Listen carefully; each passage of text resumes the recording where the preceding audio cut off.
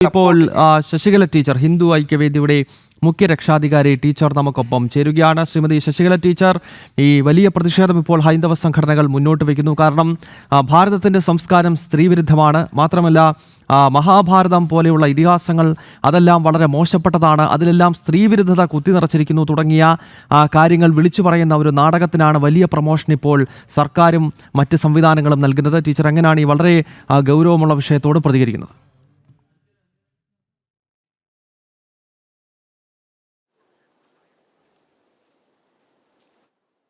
സീതയുടെയോ ഊർമിളയുടെയോ മഹത്വം കുറയില്ല.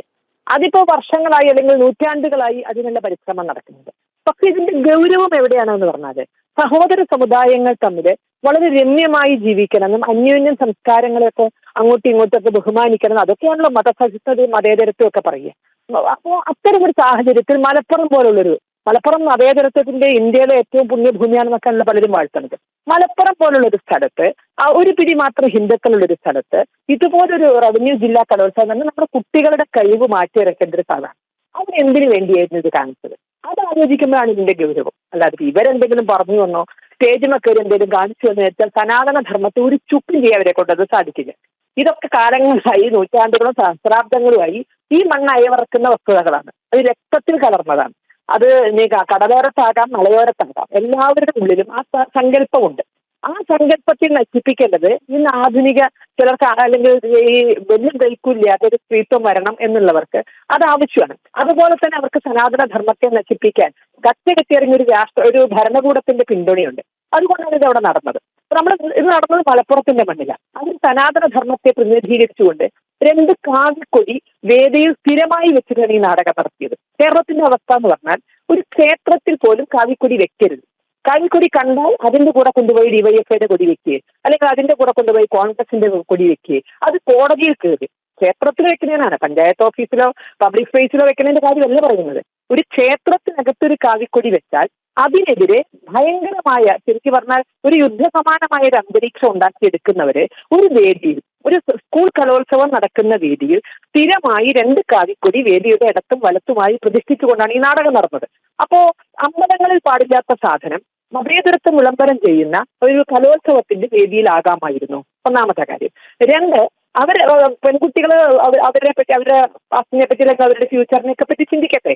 നമുക്ക് കുട്ടികളെ ധൈര്യം കൊടുക്കുന്ന വിധത്തിലുള്ള പ്രമേയങ്ങൾ നാടകത്തിൽ വരണം, ആയിക്കോട്ടെ. മലപ്പുറത്തിന്റെ വിഷയം എന്താ? മലപ്പുറത്തിന്റെ വിഷയം ഊർമിളയുടെ വിരഹമാണോ? മലപ്പുറത്തിന്റെ ദുഃഖം എന്ന് പറയുന്നത് ആണെങ്കിൽ മലപ്പുറത്ത് ഊർമിളയുടെ വിരഹമുണ്ട്. അതെങ്ങനെയാ? അവിടുത്തെ ചെറുപ്പക്കാര് സ്വന്തം കുടുംബം പോറ്റാൻ വേണ്ടിയിട്ട്, മക്കളെ കെട്ടിച്ചു വിടാന്, അതും അല്ലെങ്കിൽ അവരുടെ വിദ്യാഭ്യാസത്തിന്, അതും അല്ലെങ്കിൽ കുടുംബം വീട് വെച്ചുണ്ടാക്കാൻ എന്നൊക്കെ പറഞ്ഞ് കടല് കടന്ന് പല നാടുകളിലും പോയി ജോലി ചെയ്യണവര്.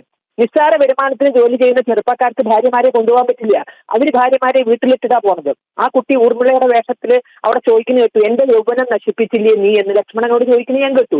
അപ്പൊ ആ മലപ്പുറത്തെ ഈ ഗൾഫ് നാടുകളിലോ വിദേശ രാജ്യങ്ങളിലോ ജോലിക്ക് പോകുന്ന, കുടുംബം പോറ്റാൻ വേണ്ടി ജോലിക്ക് പോകുന്ന ചെറുപ്പക്കാര് ഭാര്യയ്ക്ക് ലൈംഗിക സുഖം കൊടുത്തിട്ടല്ല പോകുന്നത്, തുറന്നു പറയേണ്ടി വരികയാണ്. ഭാര്യയ്ക്ക് ലൈംഗിക സുഖം കൊടുത്തുകൊണ്ടല്ല പോകുന്നത്. അവർക്കത് നിരന്തരമായി കൊടുക്കാൻ സാധിക്കില്ല. ചിലപ്പോൾ 3-4 വർഷം കഴിഞ്ഞ പോലും നാട്ടിൽ വരിക.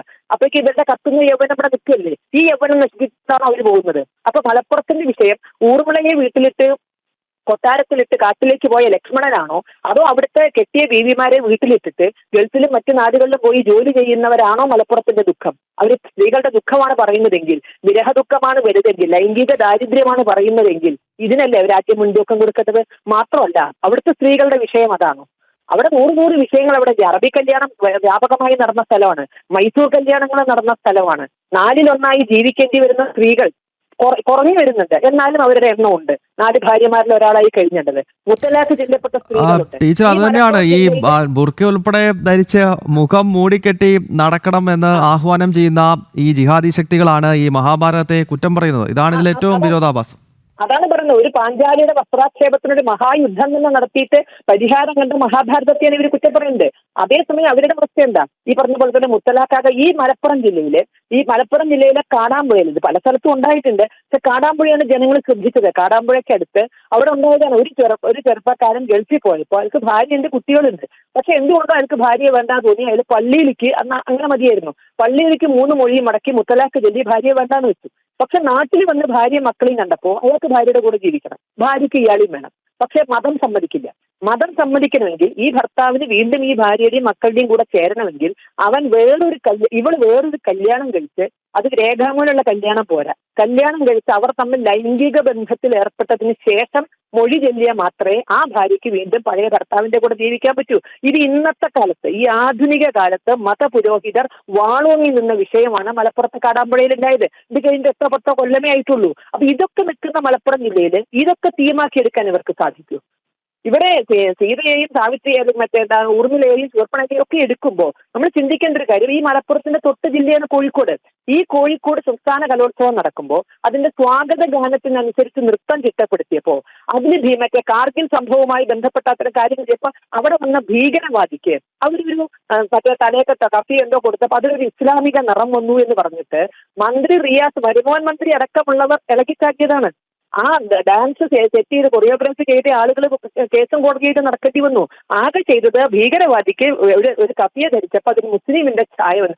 മുസ്ലിം ഭീകരവാദികളല്ലാതെ പിന്നെ മാവോവാദികളല്ലോ, അവിടെ വന്നത് മാവോവാദികളല്ലല്ലോ. അപ്പൊ അതുപോലും ഒരു വേദിയിൽ കപ്പിയെ തെറ്റി വരുന്നത് പോലും ഇസ്ലാമിക പീഡനമാണ് എന്നും ഇസ്ലാമിനെ അധിക്ഷേപിക്കലാണ് എന്നും പറഞ്ഞ് അലറിക്കരഞ്ഞവരും ആക്രോശിച്ചവരും എന്തേ ഇത് കാണാത്തത്? അപ്പൊ മലപ്പുറത്ത് ഊർമിളയാണ് വിഷയമെങ്കിൽ ശരിയായിരുന്നു ഒരു പറയാം. അവിടെ എത്ര ഹിന്ദു സ്ത്രീകൾ ബുദ്ധിമുട്ട് അനുഭവിക്കുന്നുണ്ട്? ഏത് തരത്തിലുള്ള ബുദ്ധിമുട്ടാണ് അവിടുത്തെ ഹിന്ദു സ്ത്രീകൾ അനുഭവിക്കുന്നത്? അവിടുത്തെ ഒരു മുസ്ലിം സ്ത്രീ അനുഭവിക്കാത്ത എന്ത് വിഷയമാണ് മലപ്പുറത്ത് ഹിന്ദു സ്ത്രീകൾ അനുഭവിക്കുന്നത്? ഞാൻ മലപ്പുറത്ത് പൈതൃകമുള്ള ആളാണ്, എനിക്ക് നന്നായിട്ട് അറിയാം. ബന്ധുക്കളും എൻ്റെ ഇതൊക്കെ മലപ്പുറത്തുള്ളതാണ്. അവിടെ ഒരു മുസ്ലിം സ്ത്രീ അനുഭവിക്കാത്ത എന്ത് അസ്തിത്വ ദുഃഖമോ എന്ത് ലൈംഗിക ദാരിദ്ര്യമോ എന്തായിക്കോട്ടെ, എന്താണ് അവിടുത്തെ ഹിന്ദു സ്ത്രീകൾ അനുഭവിക്കുന്നത്? അപ്പൊ എന്തിനു വേണ്ടിയായിരുന്നു ഇത്?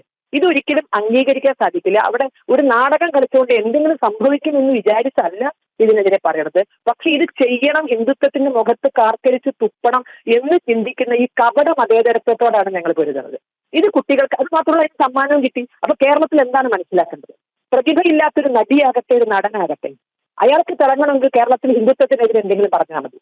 ഒരു പ്രതിഭ എത്തിയ കവികൾക്കും ഇതേപോലെ തന്നെ പേരെടുക്കണമെങ്കിൽ ഹിന്ദു ധർമ്മത്തിനെതിരെയോ സനാതന ധർമ്മത്തിന്റെ ഏതെങ്കിലും ബിംബങ്ങൾക്കെതിരെയോ പറഞ്ഞാൽ മതി. ഇങ്ങനെ കേരളം ഈ ഒരു നെഗറ്റീവ് ചിന്താഗതി വെച്ചുകൊണ്ട് എത്ര നാൾ മുന്നോട്ട് പോകും? ഒരു കാലത്ത് ഇവരെയൊക്കെ പ്രോത്സാഹിപ്പിച്ചത് സനാതന ധർമ്മമാണ്. കവിതയാകാം, നാടകം, കല ഹിന്ദുത്വത്തിനേ ഉള്ളൂ. വേറെ ആർക്കാ കലയുള്ളത്? ബാക്കി കല മുഴുവൻ ഹറാമാണെന്ന് പറയുന്നവരല്ലേ.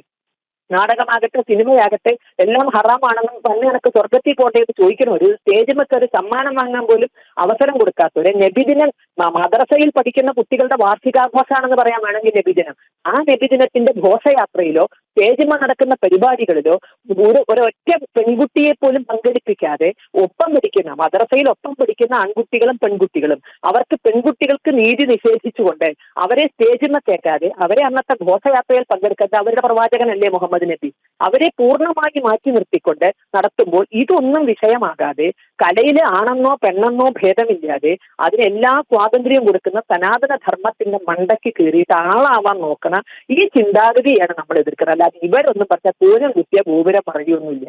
അത് പൂർണ്ണമായിട്ട് നമുക്കൊക്കെ അറിയാം. അതുകൊണ്ട് ഭയന്നിട്ടല്ല, പക്ഷേ ഈ കപട മതേതരക്കാരുടെ ഈ ദാരിദ്ര്യത്തെ, ചിന്താ ദാരിദ്ര്യത്തെ അത് നമുക്ക് ചോദ്യം ചെയ്തേ പറ്റില്ല.